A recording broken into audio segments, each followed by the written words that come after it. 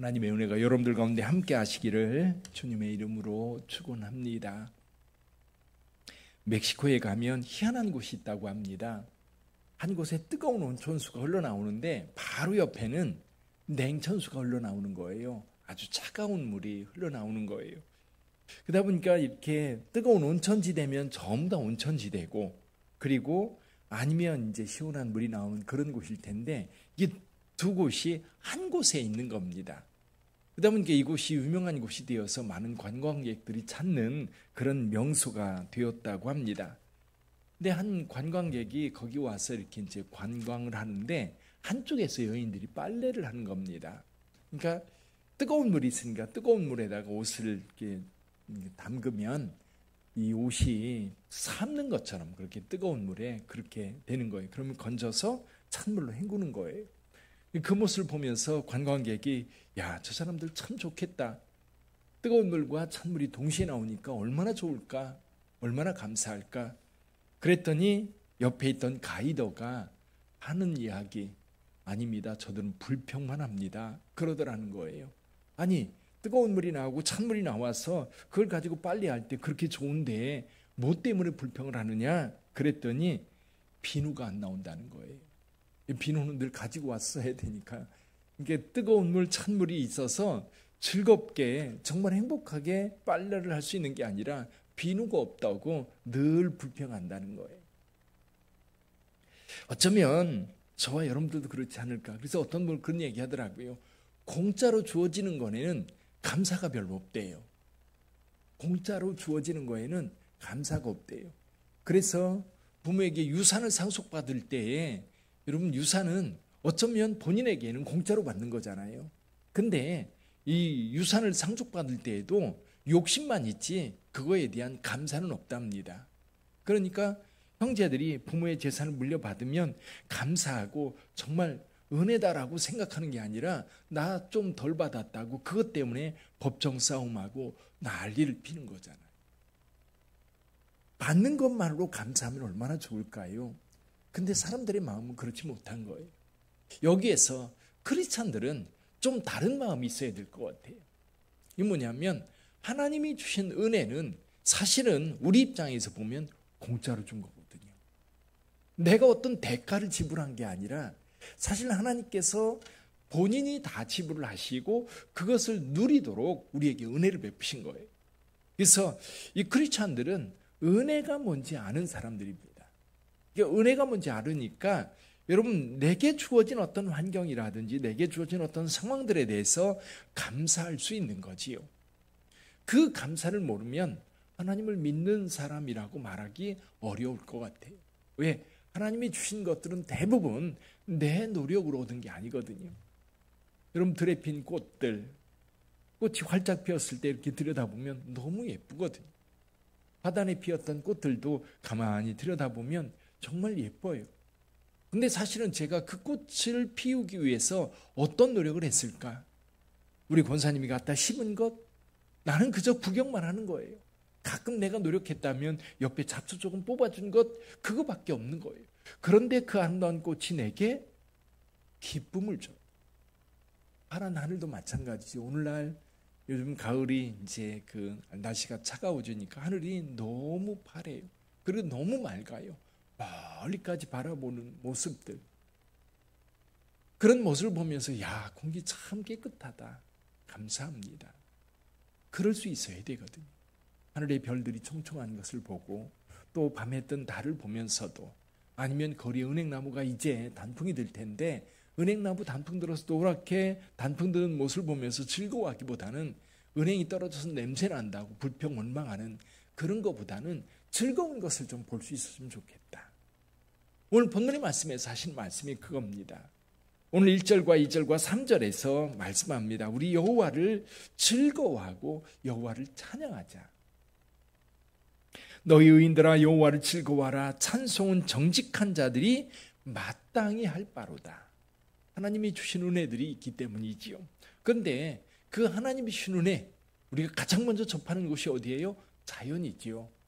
천지만물 가운데 하나님께서 그 지혜와 하나님께서 그 공의와 정의로 만드신 피조물들 가운데 하나님의 은혜가 담겨져 있는 겁니다. 4절을 한번 볼까요? 4절 5절 같이 읽어봅니다. 여호와의 말씀은 정직하며 그가 행하시는 일은 다 진실하시도다. 그는 공의와 정의를 사랑하시며 세상에는 여호와의 인자하심이 충만하도다. 여호와의 인자하심이 충만하도다. 그러면서 말씀합니다. 여호와의 말씀으로 하늘이 지음이 되었으며 그 만상을 그의 입기운으로 이루었도다. 그러면서 바다를 창조하시고 그리고 그 물을 가두시는 하나님. 여러분, 그 피조물 가운데에 하나님의 성품이 담겨져 있는 거예요. 봄에 돋아는 새싹 가운데, 가을에 누렇게 단풍이 드는 그 모습 속에, 그리고 길거리에 피어있는 코스모스 속에 우리는 자연의 아름다움을 보면서 하나님을 찬송하지 않고 그저 감탄만 하는 것 같아요. 그 솜씨 속에서, 그 속에서 하나님의 은혜를 경험하는 저와 여러분들이 되기를 주님의 이름으로 축원합니다. 그래서 여러분들이 눈을 들어 하루를 살아가면서도 내가 걷고 있는 것도 은혜고, 제가 요즘 무릎이 별로 안 좋았거든요. 그래서 이제 병원에 가서 이제 엑스레이를 찍고, 그래서 이제 왼쪽 물이 찼을 때, 처음에 물이 찼을 때 물을 뽑고 이제 어느 정도 이제 안정이 돼서 괜찮아졌다가 또 아파서 갔어요.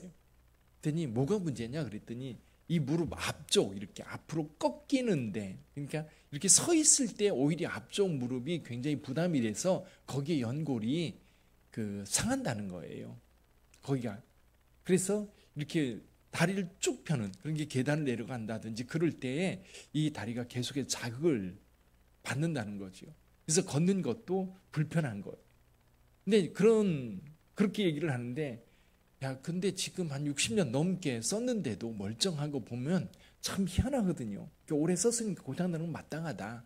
그러면서도 약이 있고 치료받을 수 있다는 게 얼마나 감사한지 모르겠어요. 은혜거든요. 근데 우리는 우리 몸이라고 하는 거 시간이 지나면 또 고장도 나고 또 상할 수도 있고 그러거든요. 연약해집니다. 어쩌면 당연한 것이고, 근데 너무 감사하게도 그런 고통과 아픔에서 벗어날 수 있는 길이 많이 있어요. 이것도 다 은혜인 줄 믿습니다. 여러분, 그래서 우리가 이 땅에 있는 하나님의 피조물, 창조물들을 보면서 참 신기하다, 희한하다, 하나님의 은혜가 그곳에 있다라고 느끼면서 하나님을 찬송하는 여러분 되시기를 주님의 이름으로 축원합니다. 근데 하나님은요, 이렇게 창조물을 창조해 놓고 그냥 버려두는 하나님이 아니에요. 그걸 살피시는 하나님이시다. 여기 12절을 한번 볼까요? 12절을 한번 같이 봅니다. 여호와를 자기 하나님으로 삼는 나라 곧 하나님의 기업으로 선택된 백성은 복이 있도다. 그러면서 13절에서 이렇게 말씀합니다. 여호와께서 하늘에서 굽어보사 모든 인생을 어떻게 하시며 살피시며, 모든 인생을 살피시는 하나님. 인생만 살피시나요? 자연 만물을 다 살피시는 하나님. 근데 요즘에 사회적인 글로벌한 이슈가 된 것이 있지요. 환경 문제. 이 환경 문제는 결국 이겁니다. 인간이 하나님이 만드신 이 자연을 잘 관리해야 되는데 관리하지 않고 인간의 이익을 위해서 함부로 파괴하고 함부로 사용하다가 지금 이 지경까지 오게 된 겁니다. 자연 환경이 지금 너무너무 심각해요. 쓰레기 문제 심각하고요. 그리고 기후변화가 너무 심각해서 지금 북극이라든지 이 빙하들이 다 녹아서 계속해서 해수면이 상승하고 있는 겁니다. 그리고 이제 공기가 오염되면서 자꾸 이제 이산화탄소 같은 것들이 이 공기를 감싸면서 온난화가 계속해서 지속되고 있는 거예요. 그러다가 이제 햇빛이 차단되고, 그리고 이제 오존층이 파괴가 되면서 피부암이라든지 이런 것들이 급속도로 늘어가고 있는 겁니다. 자, 그런 상황들, 이건 관리를 못해서 그런 거예요. 좋은 것이 주어졌으면 그것을 잘 관리해서 우리가 유익하도록 써야 되는데 오히려 이걸 파괴하고 오히려 그것을 관리하지 못해서 결국 그것 때문에 망하는. 근데 하나님은요, 여전히 우리를 살펴주세요. 어느 곳에 있든지 저와 여러분들을 돌보시는 하나님. 여기 14절은 한번 읽어볼까요? 14절 같이 읽어봅니다. 곧 그가 거하시는 곳에서 세상의 모든 거민들을 굽어 살피시는도다. 아멘. 많은 군마도 우리를 구원하지 못하고 오직 하나님의 은혜만이 우리를 구원할 수 있다라고 노래합니다. 그래서 여호와를 경외하는 자, 18절에 보면 여호와는 그를 경외하는 자 곧 그의 인자심을 바라는 자들을 살피사 그들의 영혼을 사망에서 건지시며 그들이 굶주릴 때에 그들을 살리시는도다 말씀하십니다. 사랑하는 성도 여러분, 오늘도 우리를 살피시는 하나님, 오늘 아침에 일어나면서도 하나님께 감사했어요. 벌떡 일어날 수 있고 그리고 오늘 하루를 시작할 수 있게 하신 하나님, 여러분 어제 하루를 잘 살았다고 오늘 하루가 보장되는 게 아닙니다. 우리에게 새로운 날인 거예요. 전혀 새로운 날. 그 날이 일상이 되고 그 날이 그저 평안하게 우리 사랑하는 가족들을 보고 내가 뭔가 또 움직이면서 할 수 있는 일들이 있고 그걸 감당할 수 있는 능력이 있고 오늘 하루 살아간다고 하는 것이 우리에게 그렇게 감사할 수가 없는 겁니다. 그래서 결론은 그겁니다. 여호와를 바라는 모든 성도들아 여호와를 찬송하라. 여호와를 즐거워하라. 사랑하는 성도 여러분, 우리 하나님께서 오늘 또 우리를 살피실 거예요. 오늘 또 우리를 인도하여 주실 거예요.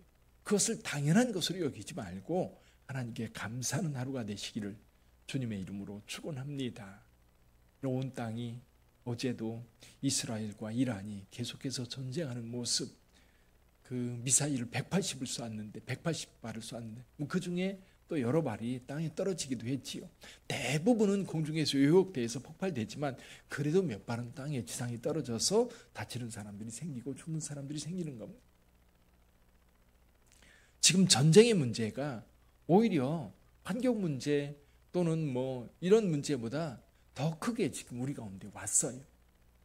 이게 이제 3차 중동 전쟁이 일어나지 않을까 전 세계가 지금 전전긍긍하고 있어. 이스라엘은 말을 안 듣지요.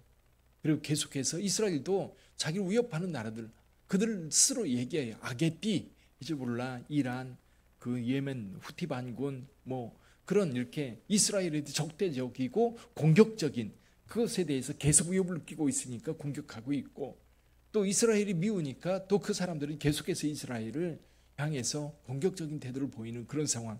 이것이 이제 점점 커지면 이제 소련이나 이런 나라들이 이란을 지원하고 있고 또 미국이나 이런 나라는 또 이스라엘을 지지하고 있고 그러다 보니까 이것이 점차 전쟁으로 이어갈 수도 있다. 그래서 미국이나 여러 나라들이 지금 그 선에서 마무리 지으려고 굉장히 애를 쓰고 있는 상황들이.